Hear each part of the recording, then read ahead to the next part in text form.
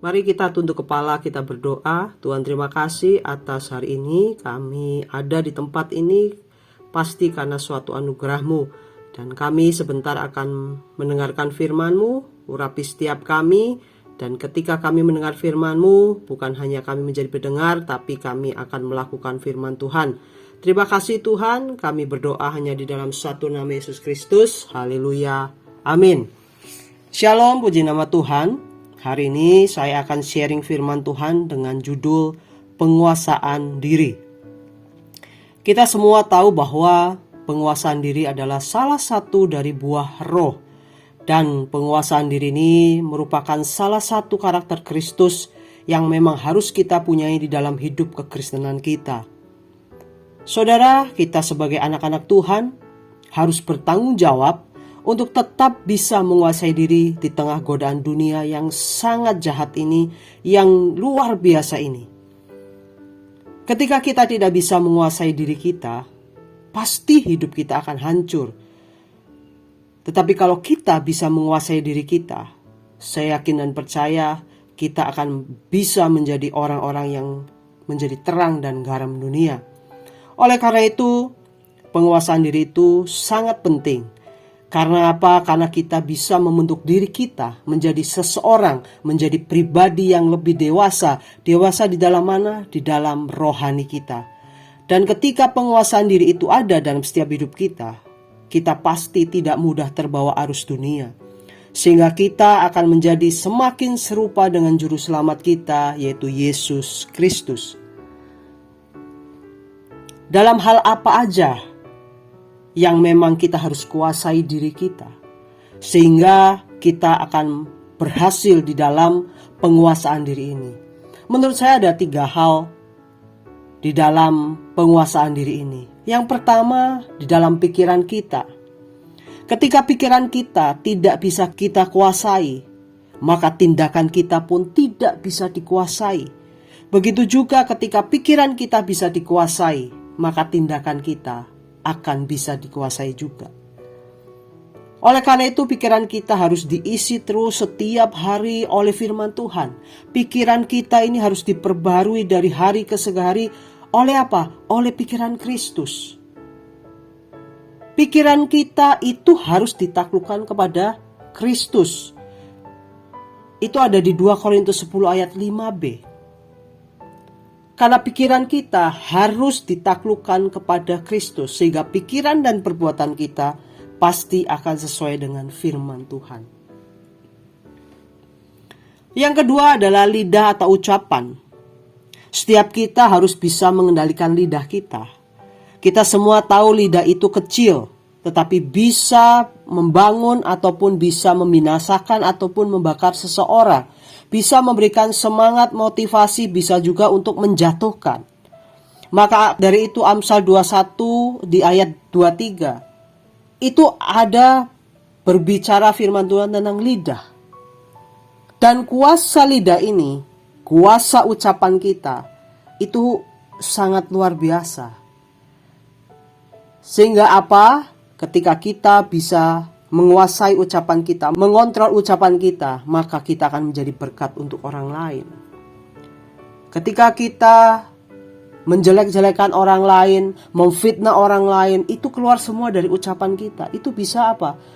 Membuat seseorang sakit hati. Nah, itu kita harus hati-hati. Kita harus bisa menguasai lidah ucapan kita. Saudara, lidah ucapan ini sangat penting bagi diri kita. Yang ketiga adalah mata. Jika kita tidak bisa menguasai mata kita, maka kita akan mudah sekali untuk terjerumus di dalam dosa. Kenapa? Karena terkadang kita ini silau dengan kemewahan dunia. Mata ini harus tertuju kepada Tuhan. Mata ini digunakan, diciptakan bukan untuk melihat hal-hal yang porno, tetapi mata ini digunakan untuk hal-hal yang baik dan benar di hadapan Tuhan. Ketiga hal ini kalau kita bisa kuasai, saya percaya karakter Kristus yang ada dalam hidup kekristenan kita, yaitu penguasaan diri, pasti akan bisa berhasil. Pikiran, lidah atau ucapan, mata kita, mari harus kita rubah. Saya akan kasih contoh orang yang gagal di dalam menguasai dirinya, yaitu Simson. Simson ini orang yang terkenal ya, mungkin diberkati, diberi kekuatan yang luar biasa, tetapi dia tidak bisa menguasai dirinya. Ketika apa? Ketika lihat Delilah. Dia tidak berdaya di hadapan Delilah, akibatnya Simson hancur.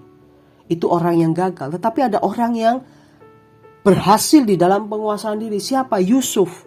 Dia ketika diperhadapkan dengan istri Potifar, dia tetap bisa menguasai diri sehingga apa? Dia berhasil. Amsal 25 ayat 28 mengatakan orang yang tidak dapat mengendalikan diri adalah seperti kota yang roboh temboknya. Ketika seseorang tidak bisa menguasai diri, mengendalikan diri, itu pasti akan hancur, akan roboh. Oleh karena itu, marilah kita semua harus berlomba, berjuang dan mau melakukan karakter Kristus, yaitu apa? Penguasaan diri. Karena penguasaan diri sangat penting, saudara. Supaya apa? Supaya kita bisa mendapatkan mahkota yang abadi. Kita akan lihat di 1 Korintus 9 ayat yang ke-25. Tiap-tiap orang yang turut mengambil bagian dalam pertandingan menguasai dirinya dalam segala hal.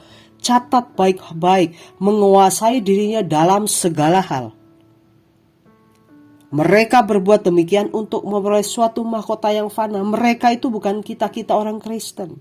Mereka mencari sesuatu yang duniawi. Tetapi kita untuk kita semua, untuk memperoleh suatu mahkota yang abadi. Jadi ketika kita bisa menguasai diri, kita akan memperoleh suatu mahkota yang abadi.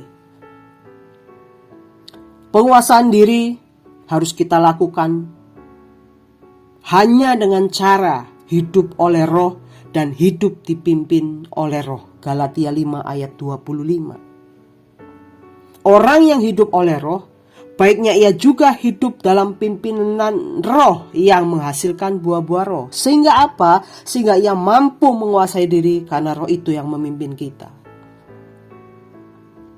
Hidup kita, penguasaan diri kita, ketika kita tidak bisa melakukannya, ingat, hidup kita ini adalah hidup oleh roh. Jadi satu tugas kita, bahwa penguasaan diri harus ada di dalam setiap orang Kristen. Gambaran seseorang yang bisa menguasai diri ada di dalam Amsal 16 ayat 32b yang mengatakan bahwa orang yang menguasai dirinya melebihi orang yang merebut kota. Ini luar biasa, saudara. Ketika kita bisa menguasai diri, ada sesuatu hal yang luar biasa. Itulah orang yang melebihi merebut kota. Sama dengan hidup saudara dan saya, ketika kita bisa menguasai diri kita, menguasai pikiran, ucapan, mata kita, kita adalah orang-orang yang luar biasa di hadapan Tuhan.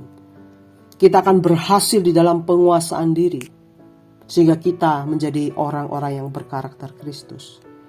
Jadi orang yang menguasai diri adalah orang yang hidup oleh roh dan dipimpin oleh roh. Ia seperti seorang pahlawan. Ketika kita bisa menguasai diri, percayalah upah kita, yaitu mahkota yang abadi. Mari kita tunduk kepala, kita berdoa. Bapa kami yang di dalam sorga, yang kami kenal di dalam nama Tuhan Yesus Kristus, kami berdoa agar setiap kami mempunyai hati yang taat kepada firman Tuhan. Firman-Mu adalah untuk kebaikan kami, karena firman itu mengandung janji. Walaupun terkadang kami tidak mengerti, tapi pimpinlah kami untuk tetap mampu melakukannya. Mari tekapkan kedua tangan di dada. Jika saudara punya pergumulan, persoalan, tantangan di dalam karir, studi, keuangan, masalah keluarga, kesehatan, apapun juga, termasuk perjodohan, biarlah berkat Tuhan turun ke atasmu dan kekuatan kasih Tuhan turun atasmu. Dan percayalah, Tuhan akan membukakan pintu-pintu berkat serta damai sejahtera Allah menaungimu senantiasa. Saudara terkasih, jikalau ada yang sakit, mari tumpangkan tanganmu di bagian yang sakit supaya sembuh di dalam nama Tuhan Yesus Kristus. Haleluya, amin. Jika saudara masih membutuhkan pelayanan doa dan konseling, silahkan menghubungi nomor di bawah ini. Tuhan Yesus memberkati.